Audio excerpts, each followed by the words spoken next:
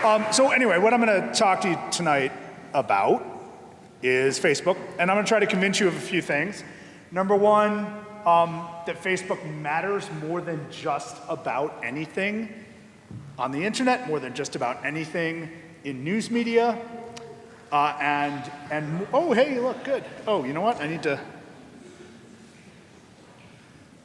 All right. Yeah, so I'm going to try to convince you that Facebook matters. I'm going to try to convince you that the nature of Facebook is actually quite dangerous.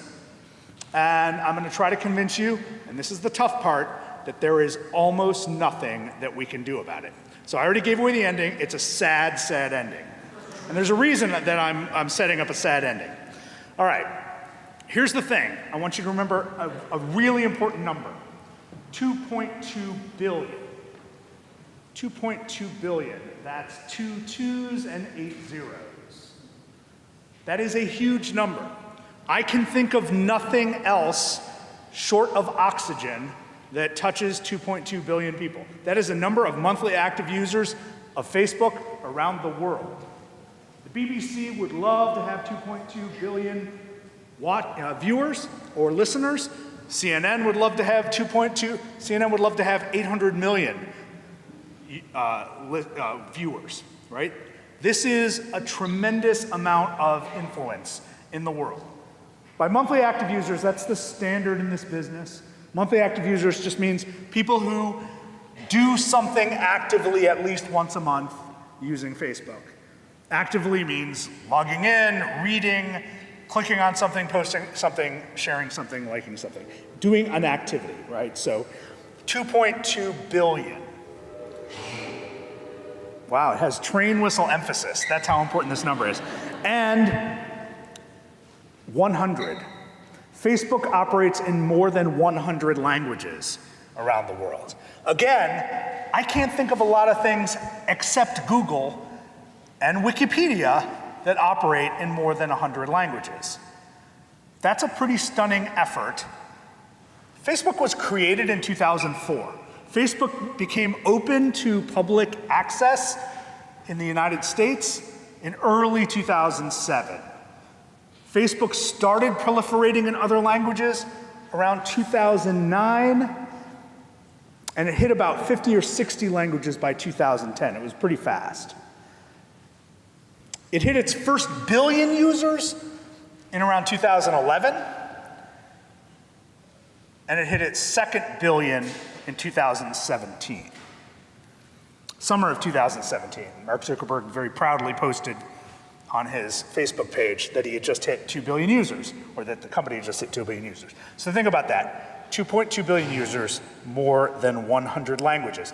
And when you think about all of the problems that Facebook is trying to solve for itself, all of the problems that we would like Facebook to avoid making or contributing to, keep in mind the scale of Facebook, the vastness of it, and just how difficult a job that would be. So anytime you think about an intervention or policy change or something that Facebook might do differently, try to imagine how it works across more than 100 languages with 2.2 billion people, not just consuming, but posting.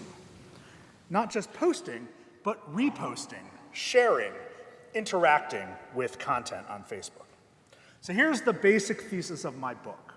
And this is why Facebook threatens democracy. Because it turns out Facebook is the perfect vehicle for anti-democratic movements. So I'm talking about active elements around the world trying to undermine democracy. Now, one can undermine democracy in structural ways by limiting the power of people voting, or eliminating voting entirely, because democracy is not just the act of voting. Remember, democracy is also a cultural phenomenon. It has to do with having citizens assume some measure of equality and having equal respect within a polis, a political group. Having access to being able to voice their issues and access to be able to criticize their government, their leaders, and political parties. All of those are necessary for a functional democracy. But there are two other things that we have to think about, dynamics of democracy. Number one, every healthy democracy has to have instruments and pathways and habits that allow for or encourage motivation, right? We have to be, if we agree that something has to change in our community or our society or our country, we have to have the ways to communicate that need to like-minded people and gather them together and allow them to focus on some action. That action might be petitioning the government, joining a protest, or voting for or against a particular candidate or referendum item, right? In all those different ways, motivation matters in a democracy. But that's not all that matters. The other thing that matters is deliberation. We have to have spaces for deliberation, norms that encourage deliberation. We have to have rules that establish the ability to deliberate fairly openly, so that people who are not like-minded can come together, can either forge some sort of compromise, or in the process of debating a problem upon which they agree, right, that the problem actually exists, that there are certain facts in the world, that when that happens, if one side prevails and the other side does not, we move on to the next battle. And we move on to the next argument, the next deliberation. And we try to do better for each of our sides, right? So nothing is ever finished, everything is constantly unfolding. That's what deliberation's all about. That's how a democratic republic works. Through motivation, get your side going to do something, and through deliberation. So when you meet up with the other side, you're not punching each other. When you meet up with the other side, you're engaging respectfully, and you're engaging over a shared body of facts. And from that, we can actually figure out ways forward. So there are lots of weaknesses in that model. Democracy demands a lot. It demands a lot of rules and norms and values and procedures and habits and a lot of agreement. Most of us have to buy in to that rather elaborate system through which most of the time our side doesn't get what it wants. No matter what your side is, most of the time your side will not get what you want in a democracy. You will either have to compromise or you will lose more than half the time. That's just the way it's supposed to work. And we agree to it because it's better than punching each other. It's better than killing each other. And it does mean that over time, we might all figure out a better way to live. Again, it's a weird, weird idea. It's not a simple idea. It's not an easy sell, right? The idea came up about 400 BC, but didn't really reach any sort of maturation and practice until the 18th century. And that, we didn't even perfect it until the 20th century. And one could argue we didn't even come close to perfecting it. But already we're seeing a rollback of democracy around the world. When I was in your position as an undergraduate, I had a shelf full of books about how the world was locked into what seemed to be a century-long battle ahead of us between a free world and an unfree world, between a world that embraced democracy and a world that resisted democracy and tried to roll it back. And then all of a sudden, one day, it really wasn't all of a sudden, it was a long process, but it sure seemed like it at the time, 1989, spring of 1989, there were protesters in the streets of Gdansk in Poland. And pretty soon there were people pouring across the border between Germany, East Germany, and Austria. And then within a few more months, there were protesters by the thousands in Tiananmen Square in China, facing down tanks. And then one by one, countries in Eastern Europe end up resisting the oppression of the Soviet Union, which had locked them out of any sort of sense of democracy. And people are standing up and risking their lives and triumphing. And ultimately, by the end of 1989, everything we thought about the Cold War was done. And all those books on my shelves were useless. And we had to make sense of this moment where it looked like most of the world was rising up and embracing democracy. And what a rush that was. I mean, can you imagine? I was 23 years old when that happened, right? So I was a very young person. And here I had lived most of my sentient life assuming that we were locked in this long struggle. And then, it seemed way too easy. And that followed, a couple of decades through which we keep watching as democracy gets stronger and stronger and spreads and spreads. And people are figuring out new and better ways to embrace free speech and open markets and full political participation around the world. And then just in the last decade, we've seen a rollback. And in the last 3 years, we've seen serious threats. Now, it's something of a coincidence that Facebook shows up and gets dominant to the point of 2.2 billion people at about the same time that democracy starts getting rolled back in a very aggressive manner in many parts of the world. It's almost a coincidence. But the fact is, many of the forces, many of the authoritarian leaders and the nationalist forces that have explicitly struggled to undermine and roll back democracy have exploited Facebook deftly. Because Facebook was perfectly designed to be exploited. It wasn't intentionally designed to be exploited.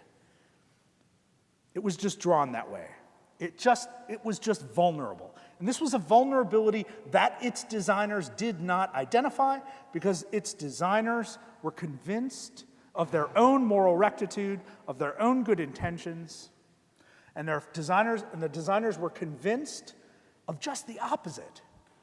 That by connecting people through this platform, people would learn from each other, treat each other better, treat each other with more respect, and democracy would flourish.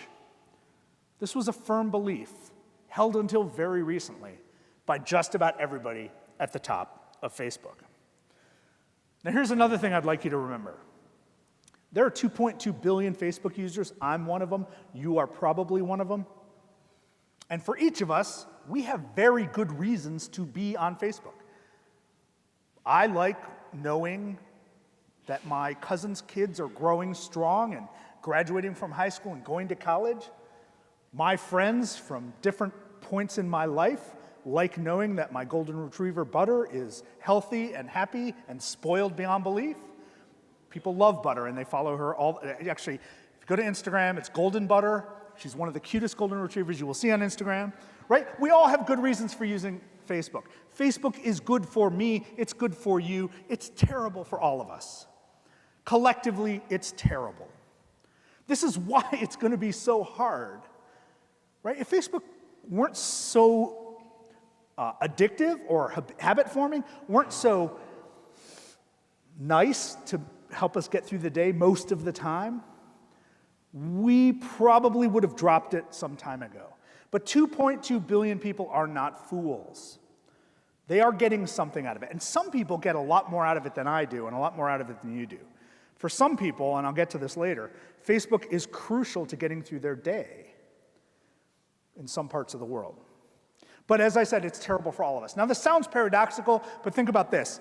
I love my car. My car is really good for me. I enjoy it. Your car is probably good for you. You bought it for a reason.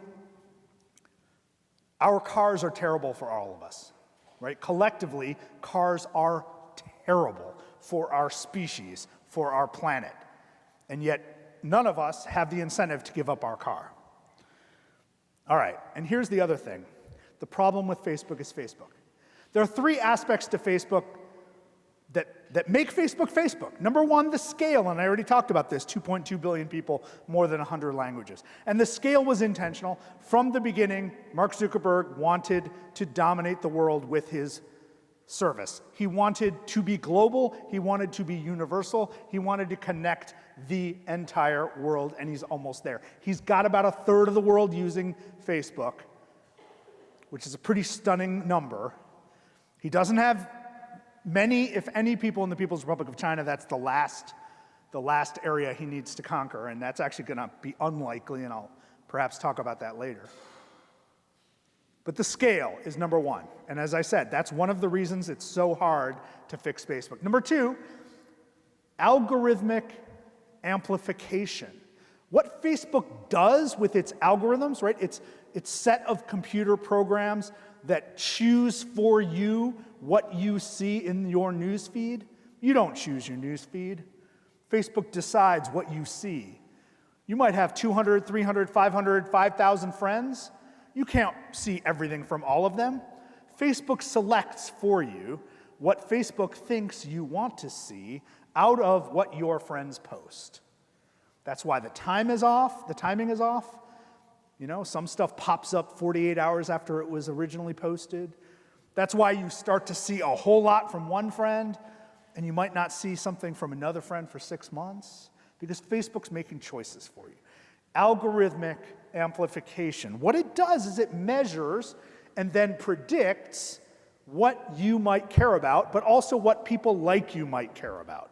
So if over time you've expressed an interest in a particular television show, a particular movie, a particular book, a political party, and a handful of your friends, if over time you have shared or clicked or liked or commented on certain subjects, Facebook remembers. Facebook judges your preferences statistically with people a lot like you, right? Matches you statistically with people who have expressed interest in similar things, and then tries to predict what you might want and your behavior based on theirs, and vice versa. So you're being profiled constantly and predicted constantly, and then manipulated constantly by what's in your feed. That's just how it affects you. That's not what's really important. What's really important is that engagement is what matters most on Facebook. What is engagement? I already said it. Clicks, likes, shares, and comments, especially comments. Anything posted to Facebook that does or is likely to generate a lot of engagement will fly around Facebook.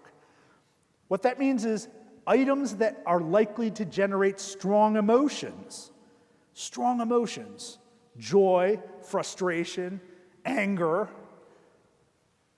curiosity even, which is less strong than the others.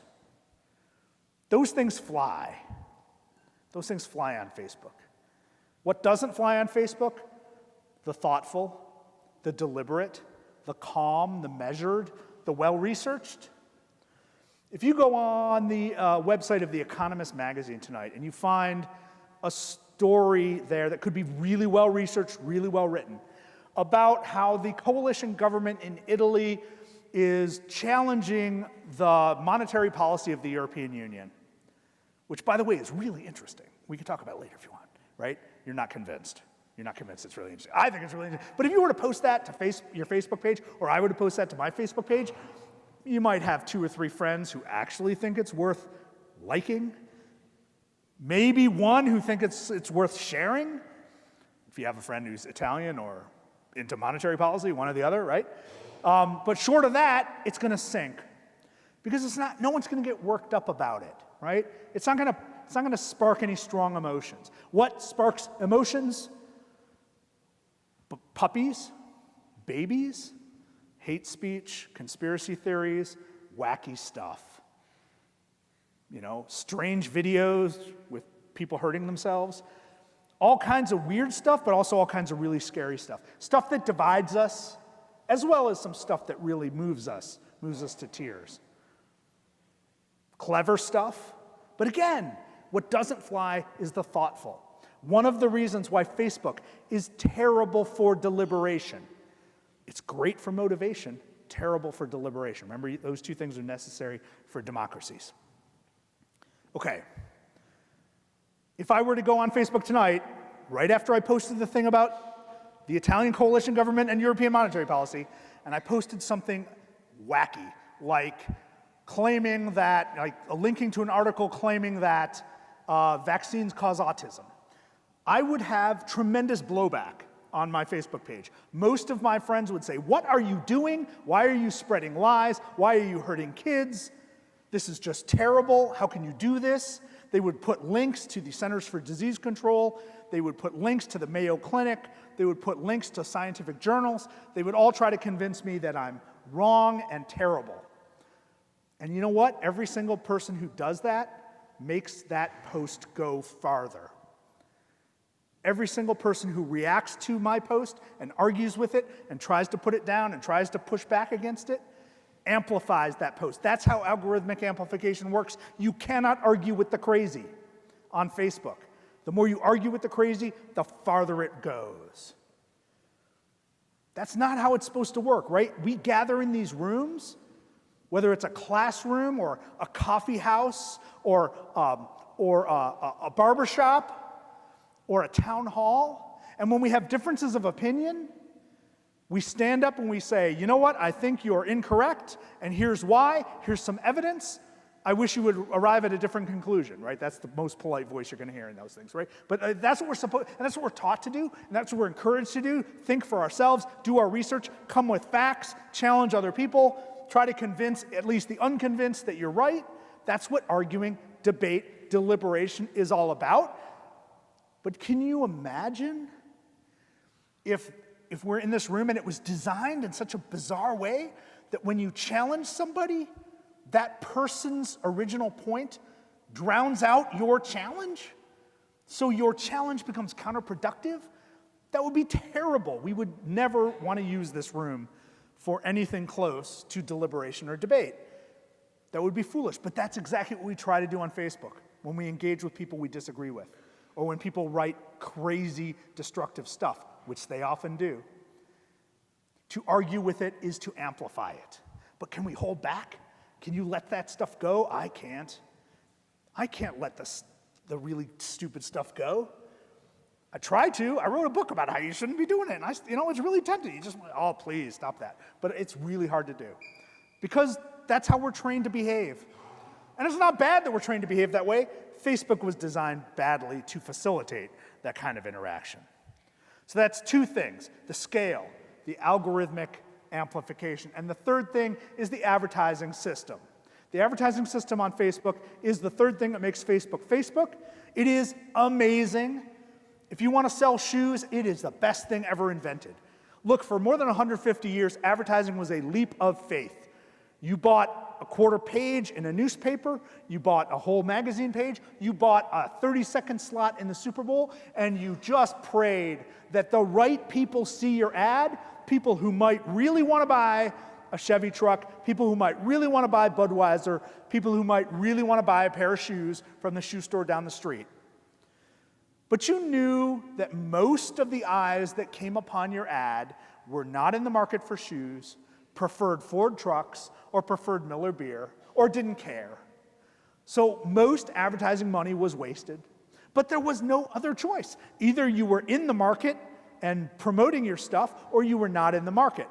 Those were the choices. And so your choices came down to really like, okay, do we want to spend $1 on a magazine, or $1 on a newspaper, or $1 on television, or $1 on radio? And we have no data to show us which one is actually moving our product. But we're gonna do it all because we're not gonna take any chances. We're gonna try to get whatever we can get, right? That was advertising. You watch Mad Men, that's crazy stuff. That's thoroughly data-free mythology going on Mad Men. And that was the advertising industry for most of its history until Google, and then quickly thereafter Facebook, invented a better way. And that better way is to know everything about all of us and then carefully place non-obtrusive, non-annoying ads or hidden ads that don't look like ads, in front of us, but only for the goods, products, services, political candidates, political movements, etc., that we've already indicated that we're interested in. That's pretty clever. That means that $1 spent on Facebook or $1 spent on Google is not wasted for two reasons. One, it probably won't go to the uninterested, but even if it does go to the uninterested, the company that bought the ad doesn't have to pay for it unless the person who is the target clicks on the ad. You pay for the clicks you get. There's data, there are results.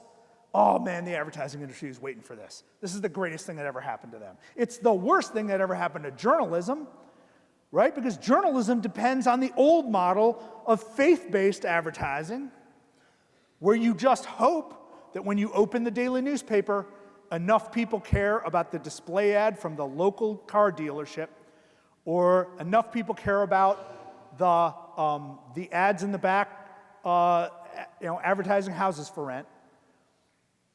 That was the way newspapers funded themselves, and it's getting harder all the time. Because if you have a shoe store on the corner, or you're running General Motors, and you're looking at how to make your ad budget fly, you're going, you know what, maybe I'm not buying that newspaper ad after all. Maybe I'm not buying that magazine ad after all, because I'm going to move that money to Facebook. so that only the people who've expressed interest see it. And that was always the dream. Try not to sell dog food to cat people. That was always the dream. Try not to sell Red Sox gear to Yankees fans, if you can help it. Always, and now the dream's realized. So those are the three things about Facebook that make Facebook Facebook.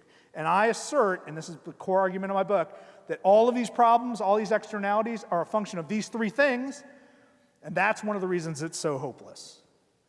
Because the only way to fix Facebook is to undo at least one, probably two of those three things. And that would mean undoing Facebook almost completely, which is not going to happen.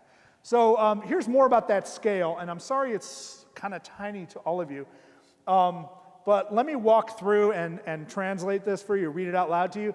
The big bar at the top is Facebook with 2.196, basically 2.2 billion users, active monthly users. The second one is YouTube, which has almost 2 billion users, 1.9 billion users. That's actually, the difference between 1.9 billion and a billion is actually pretty big, so it may not even be almost. The next biggest, these are social media platforms, right? So you're probably already saying, like, was YouTube really a social media platform? Because it doesn't do what Facebook does. It doesn't do what Instagram does. There's a social element to it because you can create your own group of videos and share them with other people. And there are comments, but don't read the comments on YouTube videos, whatever you do. So I'm not even convinced it's the same kind, but I want to stick it up here for scale anyway. So Facebook 2.2 billion, YouTube 1.9 billion. The next one is WhatsApp with 1.5 billion users. WhatsApp is a messaging service, an encrypted messaging service, very popular almost everywhere but the United States, but it's getting more popular in the United States because it's encrypted, it's easy to use, you can make free phone calls over Wi-Fi using it. WhatsApp is owned by Facebook. The next one is Facebook Messenger with 1.3 billion users. Unsurprisingly, Facebook Messenger is owned by Facebook. Next is Wechat. Wechat is the most significant social media platform in the People's Republic of China. It has just over 1 billion users. It's growing like crazy. It's starting to have more users outside of the People's Republic of China, but it's not very useful outside of it. It's I think, the biggest threat to Facebook, and Facebook is the biggest threat to Wechat, and that's a whole long story that we can talk about later if you want to. Next is Instagram with 1 billion users. Instagram just hit 1 billion users. Instagram, owned by Facebook. So, 1, 2, 3, 4, 5, 6, the top 6 social media platforms, all the social media platforms that have more than 1 billion users. Of those top 6, 4 are Facebook or Facebook owned. The only ones that are not, Google owns YouTube, and WeChat only operates in China, therefore is not really competition for Facebook yet. So you can imagine you could take that out, bring it down to 5, 4 of the top 5 are owned by Facebook. And if you don't want to count YouTube as social media, 5 of the top 5 are owned by Facebook. Hey, where is Twitter? We often group Twitter and Facebook together. Twitter's way down here, 336 million, right above Reddit with 330 million. The rest, QQ, Qzone, Dijun, Sina Weibo, those are available in many other parts of the world, many including in China, right? So Twitter and Reddit are nowhere close to Facebook's reach and influence, and that's really important. Twitter and Reddit are not comparable in scale or in influence in the world. They matter. I mean, the President of the United States thinks it matters, so it matters, right? Twitter does. Twitter also matters because journalists use it and celebrities use it. So there's sort of a disproportionate level of importance you can attribute to Twitter because of those particular people and groups who use it. But most of Twitter's users are in North America and Western Europe. It doesn't have worldwide penetration. And, this is really important, it doesn't make any money. It is a terrible business. It's been for sale for more than 3 years, and nobody wants it. Comcast won't buy it, Verizon won't buy it, Microsoft won't buy it, Facebook won't buy it, nobody wants to touch it. It's a terrible business. So it might not even be around in a year. Don't tell the president. Okay. Yeah, Reddit, you probably have used Reddit. At least the young among you have used Reddit. It's very interesting. I think it's worthy of a lot of study, but not for this talk. I just want to put that in scale, because when we talk about social media, we often group these things together. We often think of it as one undifferentiated phenomenon, and sometimes when we say social media, what we really mean to say is Facebook and Twitter, but I think we should pretty much just be focusing on Facebook, because Twitter is actually pretty trivial. The extent to which it matters is that what happens on Twitter affects what happens on Fox News, CNN, MSNBC, what happens in the New York Times, what happens in the Washington Post, what happens in local papers around the country. Because journalists are all on Twitter, getting news tips from Twitter, or following each other, or figuring out what other people are writing. It's an early warning system. So it affects mainstream journalism, and mainstream journalism then gets echoed on Facebook. And that's where the impression is really important, how it's echoed on Facebook. All right, this is Mark Zuckerberg's vision for his company. This is what he wants his company to do. He never talks about his company as an advertising company. He never talks about his company as a business. He doesn't have to. When you make that much money, you don't have to think about money. What a nice situation for him. And this is another thing I think is really fascinating about Facebook and about Zuckerberg. He is totally sincere about this. Again, because he's always had money, he's never had to think about money. He's never had to hustle for money. He's never had to cheat anyone for money. He's never had to steal money. And he actually kind of hasn't had to really earn it, although not to minimize what he has put into it, but his advertising system, the reason he has money now is that he hired Sheryl Sandberg, who helped build the advertising system at Google, and she basically brought the same principles over when she joined Facebook in 2010 and almost instantly started making money. So he made a really smart choice, because Sheryl Sandberg may be the smartest person in American business today, and he managed to get her over from Google. So that was pretty smart. Zuckerberg himself is a pretty good coder, right? He came up with the original code upon which Facebook ran, but he also hired a lot of other good coders. So in many ways, he kind of, he's had really important skills. He certainly put the hours in. But basically, it's always been about transforming the world. It's always been about fixing the world. It's always been about social engineering, global social engineering, making you a better person, making me a better person, making us better to each other. That's what he wants to do. And every time I think about that, I want to say, who asked you to? Who asked you, who, dropped out of college at 20 to start a company to change my mind, to change my life, to change my world? Come on. What credential did you have for that? Except that venture capitalists decided to throw money at him, and then later he developed an advertising system that could fund his dream. Very smart, very deft, terribly uneducated. Terribly uneducated. Now, I don't want to argue that had he continued at Harvard for 2 more years, he would have been fully educated and a completely wise person and would have gone on to do less damage in the world. I mean, maybe if he graduated from the University of Virginia, yeah, but, what can I say? But, as I've looked at everything that Zuckerberg has written and everything he said that I could find, and I spent a year doing this, I find that he doesn't appreciate the cruelty that human beings are capable of. He does not appreciate the differences that divide us, that are deep, meaningful, and sometimes cause for some horrible behavior. Not good cause, but cause. And so he never, ever imagined that what he was building would be easily exploitable. Facebook does stuff to us, right? At the personal level, it scrambles our social contexts.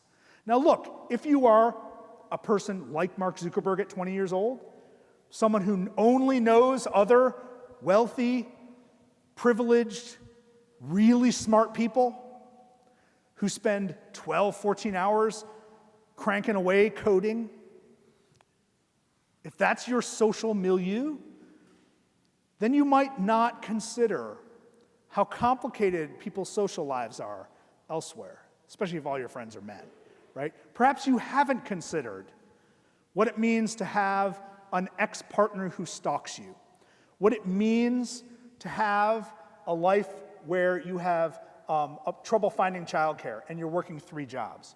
What it means to live in an authoritarian government, under an authoritarian government. What it means to be part of an ethnic minority in a place like Myanmar, where the government is raining propaganda down on people to turn their machetes on you and your family. If you've never imagined it, because you can't imagine someone living a different life than yourself, you're not going to design a system, a business, that takes into account all of those possibilities. That's what I mean by uneducated. A lack of awareness and a lack of imagination about people other than himself or people outside of his milieu. Now, he's now in his 30s, and he's a father, and he's traveled the world. Sometimes traveling the world to him means going to Davos to have lunch with Henry Kissinger, but he has traveled the world, and he is wiser than he was. But he's still not educated. He's just now waking up to the fact that what he built has hosted some of the most terrible and destructive activities. So what it does to us, though, I talked about algorithmic amplification. What it does for us is it scrambles our social circles. Now, from the time we're children, we learn that social contexts matter.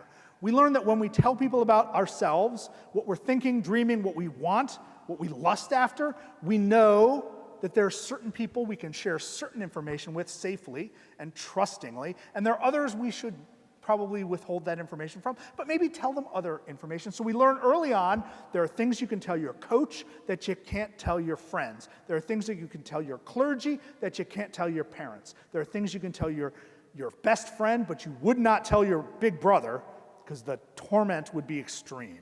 Right? We learn to manage what we tell people in different social contexts, but Facebook scrambles all of that, puts all of those people into one undifferentiated group, capital F, friends. They created a whole new social phenomenon, a whole new social category. They used a familiar word, friends, but it's capitalized because it's Facebook friends, but it doesn't mean anything like friends. My Facebook friends are not necessarily my friends. Some of them are.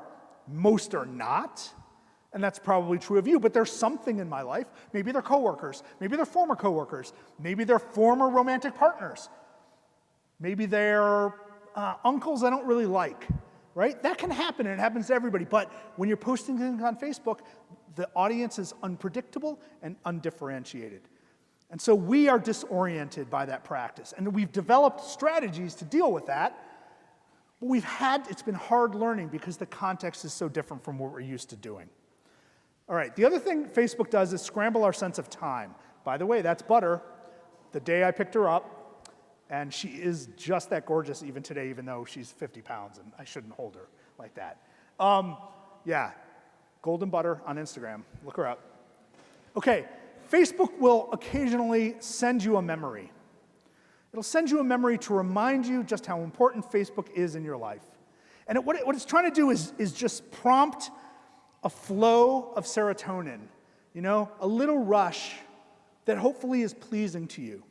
And how it chooses what to do, what to pop up. Facebook chose this picture on the 4th anniversary of the day I picked up Butter, who is now 5, by the way, and posted this, and this is a significant picture, not just because it was an important day in my life and in Butter's life, but because it had hundreds of comments. Because you can imagine the day I picked up Butter and I posted this photo on Facebook, hundreds of my friends said, "Oh," like collectively, "Oh," right? And that was a great moment, but the fact that it had numerically certifiable engagement, clicks, shares, likes, comments, especially comments, hundreds of comments, meant to Facebook doesn't know this is Butter. Facebook doesn't know that this picture would make me smile or go, "Aw," or maybe someday bring a tear to my eye when she's gone. Facebook doesn't know any of that. Facebook just knows there are hundreds of comments. And so it pops this up. Well, one thing that's happened a lot to a lot of people is that people will post something in honor of a family member who's passed away. And it'll be a really moving moment. And people will say, people will comment underneath, "I'm so sorry for your loss. What can I do? He was a great guy." All those lovely things, right? And again, that's all engagement to Facebook. Facebook doesn't know what it is.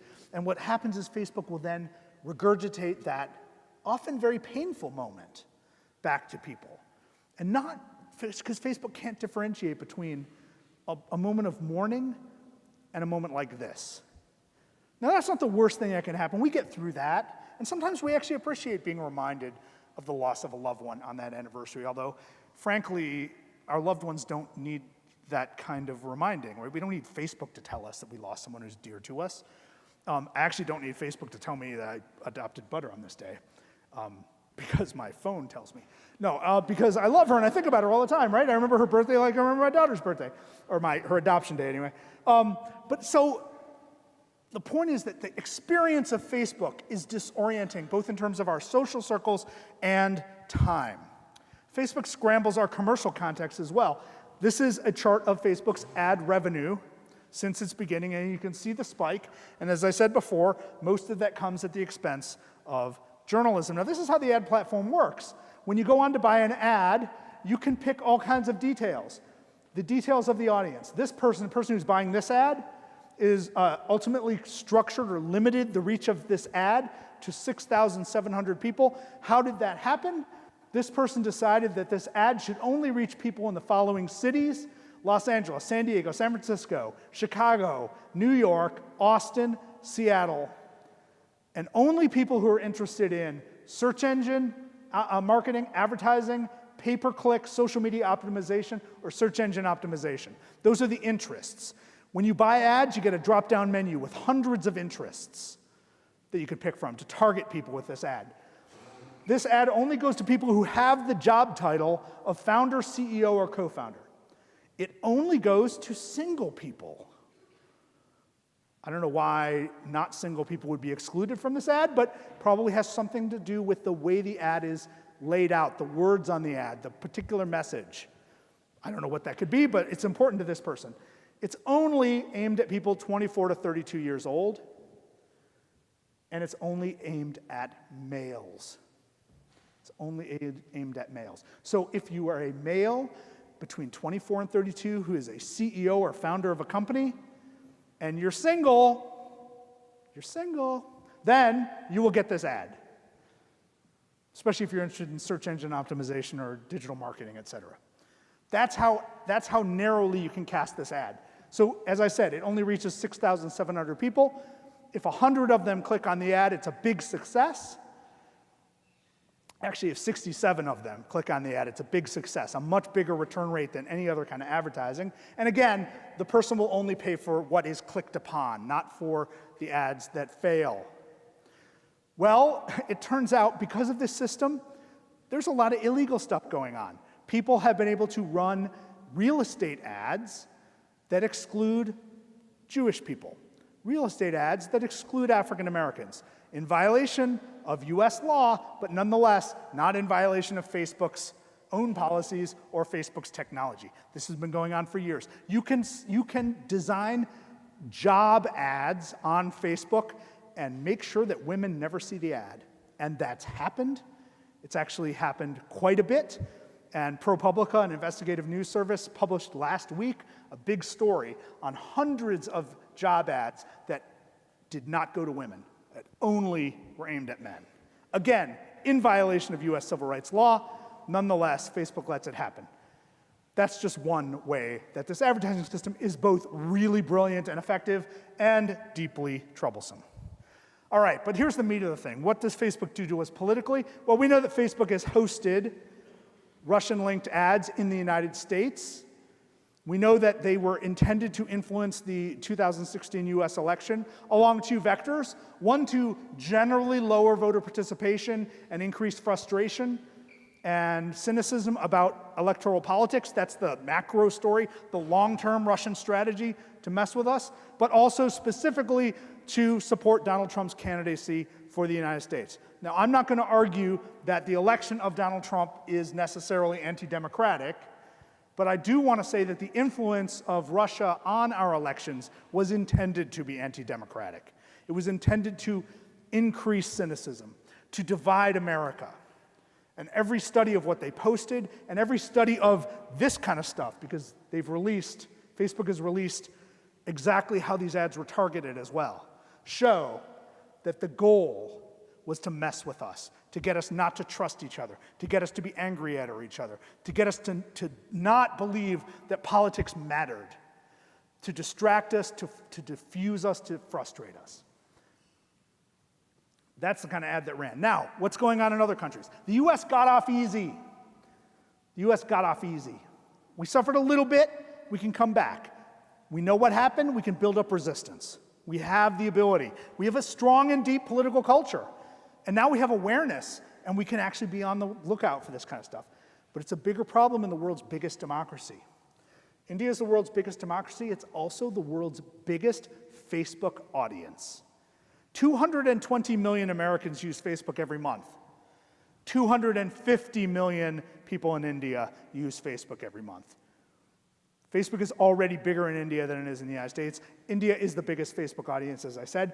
Here's the thing, that 220 million Americans, that's like 70% of Americans, 69% of Americans.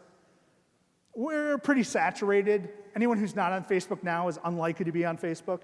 It's probably not going to grow that much. Also, US population isn't growing at a terribly high rate right now.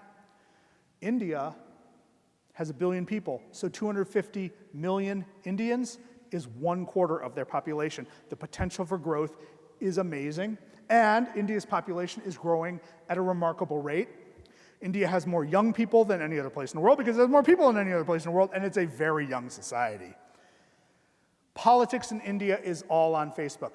This gentleman who's hugging Mark Zuckerberg is Narendra Modi. He's the Prime Minister of India. For a long time, he wasn't allowed to come into the United States. The State Department barred him.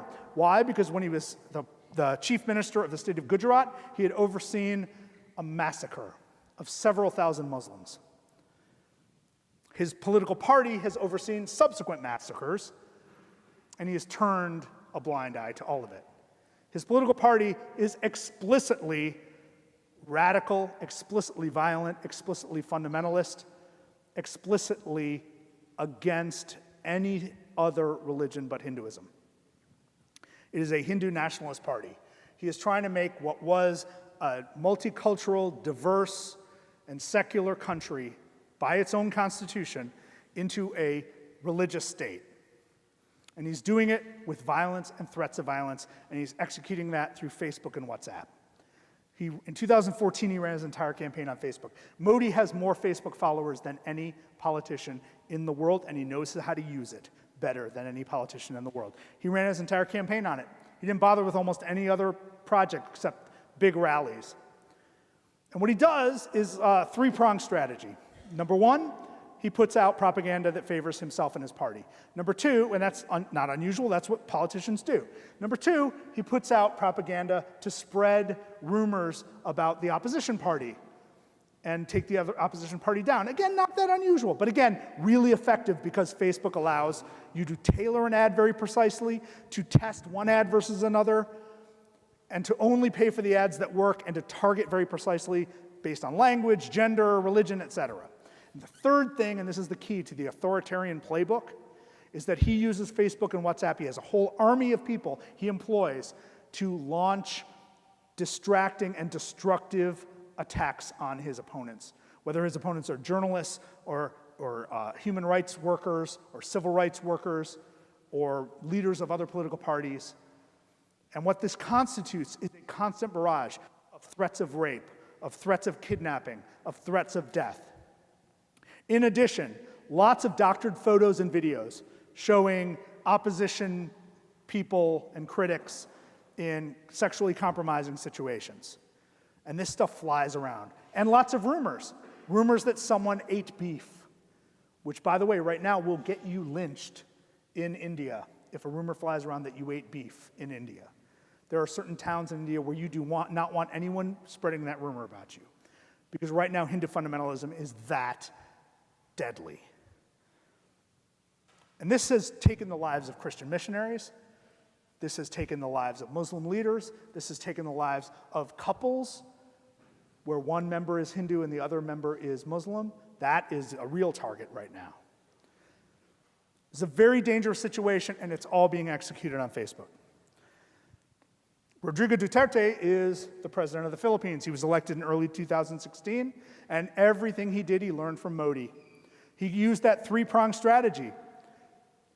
The same three-pronged strategy, including the troll armies meant to undermine, distract, and deter and frighten his opponents and critics. He has systematically shut down independent media, and all that is left is Facebook and his army. How did Facebook get this done? Well, about 2012, Facebook decided it needed a philanthropic arm. And it called its philanthropic arm Internet.org. And what it did was it created a set of applications it calls Free Basics. And then it went around to the poorer countries in the world, and it went to the telecommunication providers, the phone companies. And Facebook said, you know what? If you run this suite of apps that we call Free Basics, that includes Facebook and WhatsApp and a link to Wikipedia, anyone who uses this set of applications, we will pay for their data. You don't have to charge against their data if they use it. Now, to a person who is, barely makes $2 a month, this is a great deal. Because before, you couldn't afford any data on your phone, and now you can as long as you're using Facebook or Facebook products. And that's exactly what's been happening. So in more than 30 countries around the world, including Cambodia, Indonesia, the Philippines, Sri Lanka, Myanmar, Kenya, and as I said, about 25 other countries. Most of these countries have shaky or non-existent democracies. Most of these countries have ethnic strife. Most of these countries have seen terrible, terrible political results since Free Basics arrived. This is, by the way, one example of what Free Basics looks like on your phone. As I said, if you have no money, this is great. It means you can communicate with your family. It means you can get puppy pictures. You can do basic things that you need to do.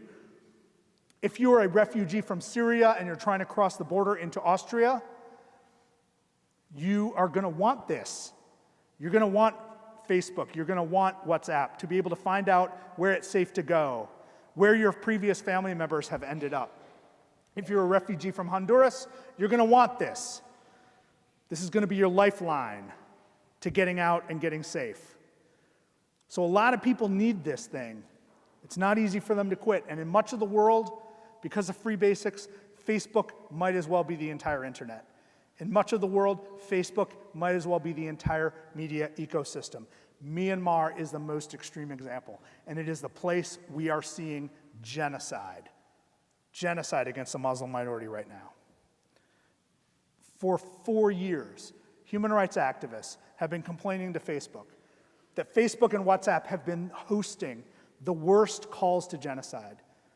The worst calls to genocide. Stuff as bad as what flew over the radios of Rwanda in 1994. Stuff as toxic as flew around Nazi Germany in the 1930s. Firing up people to drive their neighbors out. Mass rapes, mass killings. And all of this has been executed over Facebook very effectively, very precisely. And Facebook has done nothing to stop this. All right. But no problem, because artificial intelligence is coming, right? And augmented reality is coming. This is Mark Zuckerberg's view for the future. By the way, his response, and he said this when he testified in front of Congress back in May, that he's working on the problem. Just give him time. He's going to create a machine learning system, an artificial intelligence system, that will accurately predict when this kind of nonsense comes up, when this kind of shenanigans happens. And once that happens, he can filter stuff out. That's what he promises. He doesn't seem to be able to figure out or predict how this is going to happen in more than 100 languages. He doesn't seem to be able to explain how he's going to get enough training data in Burmese to save lives in Myanmar. No one at Facebook is willing to talk about that, by the way.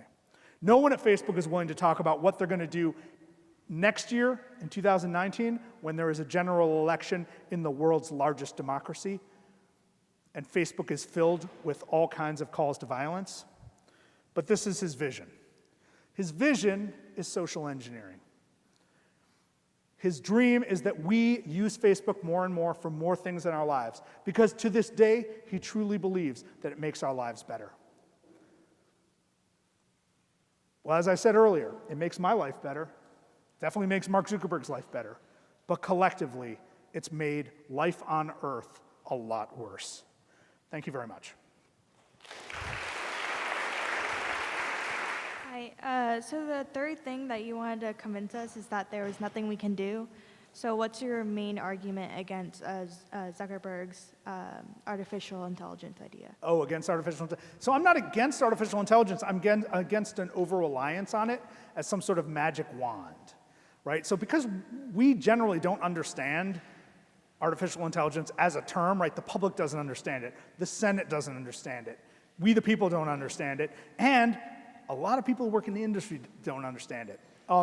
It becomes an easy way to deflect and promise a solution. Well, we're going to build a machine that will be so smart and will constantly learn from its previous mistakes and constantly learn from experience around it that we can anticipate problems and block them before they come up, right? That's the promise of artificial intelligence. Now, it might help. It might not, but it's being misrepresented by Facebook even today. So you'll hear Mark Zuckerberg say, and you'll hear Sheryl Sandberg say, something to the effect of, when we ran some tests to try to keep clean the Alabama special election to limit foreign interference in the Alabama special Senate election last year, that they'll say something like 85% of the inauthentic posts that we took down were caught by artificial intelligence before any human being saw it. And that, upon first listening, makes you think that they caught 85% of the material, or that the artificial intelligence caught 85% of the material. But it doesn't mean that at all. It just means that it caught it first, right? We don't know what it didn't catch. And we don't hire an exterminator and then judge an exterminator by how many roaches the exterminator kills. We judge an exterminator by how many roaches survive. And we don't know that, and we can't know that. We can't know that yet. So I'm really concerned about the fact that he's making big promises and big predictions about the effectiveness of artificial intelligence and not giving us any way to test it, not giving us any way of measuring whether he's right. Okay, thank you. Sure. Hi. Hello. First, I want to say thank you for coming and sure. sharing your research with us. My question is, have you ever done a comparative analysis between Obama's usage of social media, but specifically Facebook, when comparing it to Twitter or Facebook during the presidential in 2016. 2016? That's a great question. Yeah, so let me tell you a couple things about that. Now, remember in 2012, when Obama ran for the second time, the general narrative was that Obama was the most tech-sophisticated candidacy ever, the most technologically sophisticated campaign ever, and only more technologically sophisticated than 2008. Well, a lot changed between 2008 and 2012, and the main thing that changed was Facebook. So in 2008, there were a few 100,000 Americans on Facebook, a lot of Americans. And a lot of Americans who supported Obama used Facebook to form support groups, like to gather volunteers, and especially in the primaries. It was really important to generating a lot of support for Obama early on. And Obama understood this, and his campaign understood this, and encouraged people to use Facebook and get together on Facebook. But Facebook was not very algorithmically driven. And in 2008, not enough Americans have been on it for enough time to have created a deep well of data that was very useful in 2008. So while Obama used Facebook deftly, he used it in a very analog way, in a way, like a very pedestrian way, but still effective for the time. But everything changed by 2012. By 2012, Facebook has more than 1 billion users. By 2012, Facebook has more than 150 million Americans, actually close to 200 million Americans using it. By 2012, it's algorithmically charged, and by 2012, Facebook has tremendous data on all of us. Another thing that changed between 2010 and 2015, Facebook had an explicit policy. Now remember, I said it ended in 2015. An explicit policy.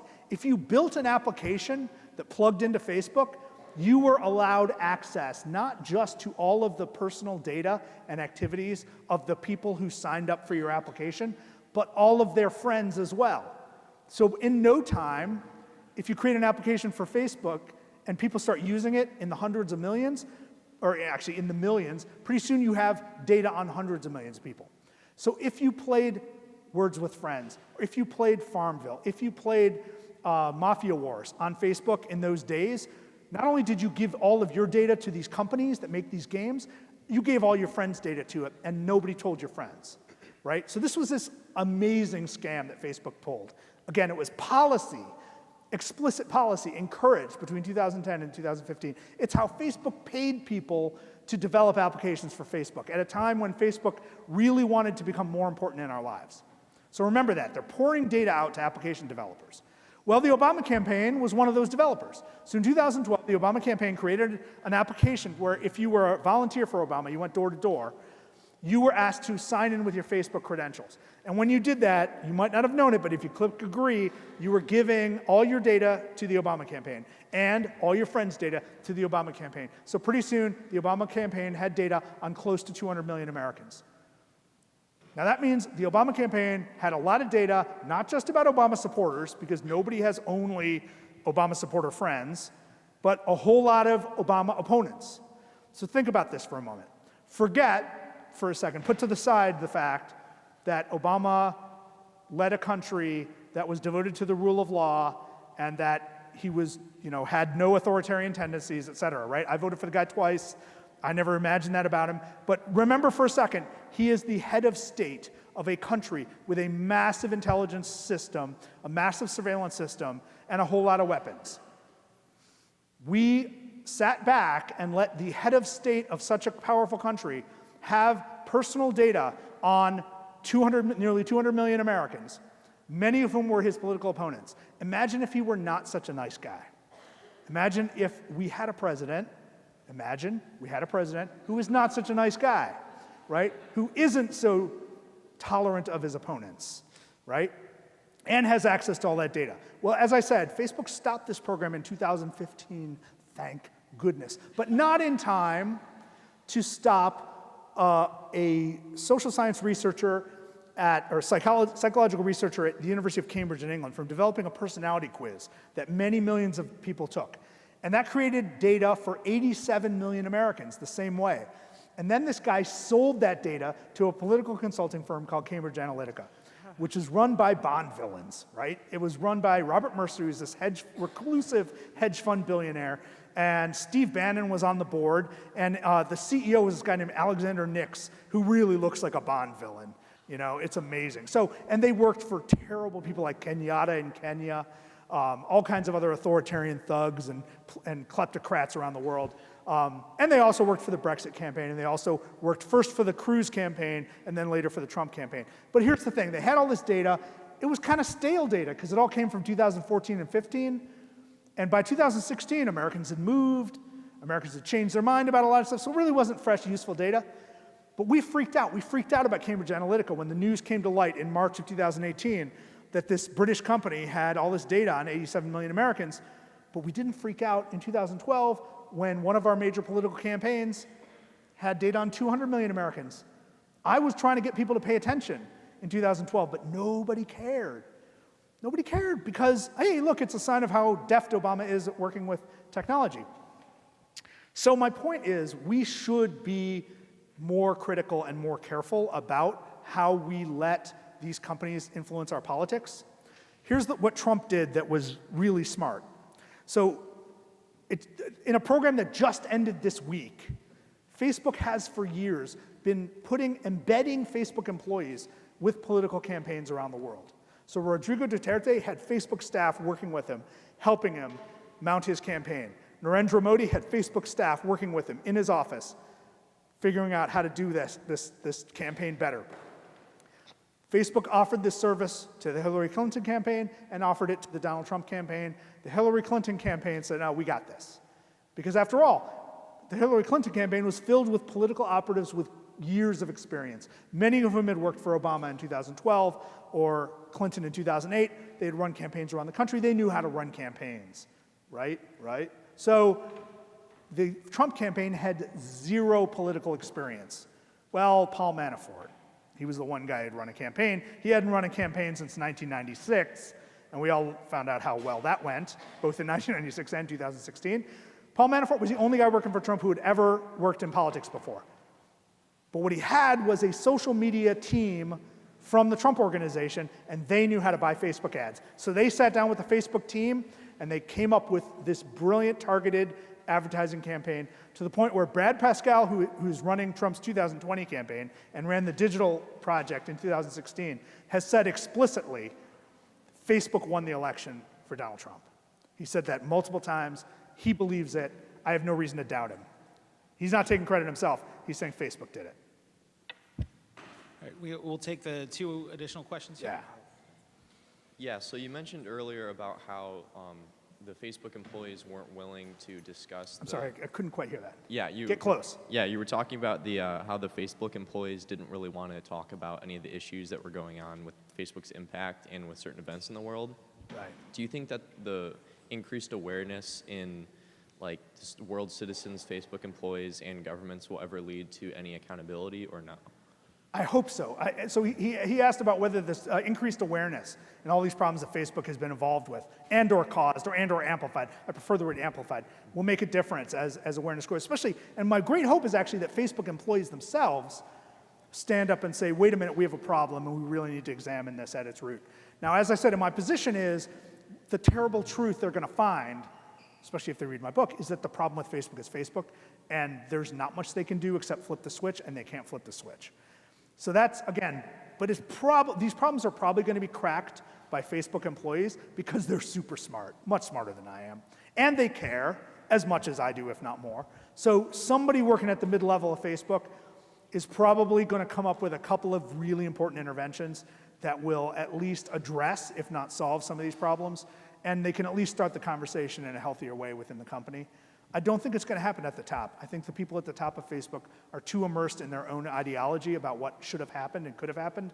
I think it's going to happen at the mid-level, probably somebody who's been working at Facebook for 5 years, probably someone who just came over from Google or Microsoft to work at Facebook, rather than like an original person or a close friend of Zuckerberg's.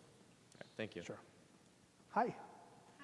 Sorry, I kind of lost my voice. Oh, well, get close to the mic. Tilt the mic down. You can do that. Yeah, or take it off. You're the last person, so you might as well That take might be. it. Yeah. Is that better? Good. Thank you for coming to speak with us. I've been excited to hear Sure. you speak. So I was just curious in your opinion, since the Alex Jones suspension across all platforms, really what I'm wondering is, do you think that social media platforms are moving from, in the future, will they be free speech platforms or sort of acted as like social or responsible social public utilities? That's a really good question. So yeah, the question was about deplatforming people like Alex Jones. So just to put things in context, again, Alex Jones is only an American phenomenon and a marginal American phenomenon at that. And I do like to examine the problem of Facebook globally, as you can tell. So with that caveat, look, Facebook and Twitter have long portrayed themselves as, and Jack, the CEO of Twitter, actually said this for a Senate committee a couple weeks ago, a public square. They want people to believe that they are a public square, but they're no more a public square than the mall is a public square, right? They're no more a public meeting place than a Starbucks is a public meeting place. They are private companies that have to answer to shareholders, that have to answer to lawsuits, that do not have a legal obligation to protect free speech. They do not. They have a wish. They have a desire to represent that position. But they also have seen time and time again that that's an impossible position to hold in the real world. So for nearly 7 years, people have been getting kicked off of Facebook regularly for posting photos of themselves breastfeeding their children. So what you might think of, I think of as the ultimate act of love, to feed one's child from one's body, gets you kicked off of Facebook. Why? Because of artificial intelligence. Because the algorithms see, hey, human flesh, the shape of a breast, nudity, bam, it's taken down. And often the account is canceled, right? So though breastfeeding women have been deplatformed for years. And it's been a constant problem, and Facebook always says, we're trying to improve it, we're trying to distinguish, but we do have this general prohibition against nudity, and we want to make sure that no one crosses the line, right? Or no one gets close, because they want the whole Facebook experience to be sort of nudity-free, if they can, right?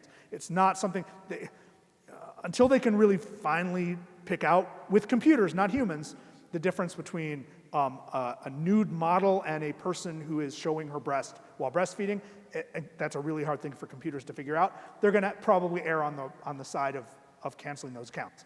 right? So they've never really supported free speech, but they've always purported to. Now with Alex Jones, they didn't need to keep him up, right? He's done real damage to people. He has called for violence against people. He has spread the worst rumors and called for massive harassment against people, including the parents of people who died in a school shooting, kids who died in a school, I mean, just, he's the worst person. So it would have been real easy for them to make this a one-day story if Jack from Twitter or Zuckerberg from Facebook had just said, you know what, the experience of my service for most Americans is worse if Alex Jones is on there, and the experience of my service will be better for most Americans if Alex Jones is not on there, and I want to do what's best for most of my users and make the Facebook experience or the Twitter experience better for more people. And that is my job because I run this corporation and it's my call, and if you don't like it, tough, go to the other Facebook, as if there is one, right? Then it would have been like a one-day story. But instead, they hemmed and hawed like they're Hamlet, and they tried to figure out ways to thread the needle on speech and come up with, well, you know, if you look at this sentence where Alex Jones almost calls for violence against people, he didn't call for violence in a specific way against a specific person, so therefore it's just fair comment. And they use this really fascinating, almost legalese parsing of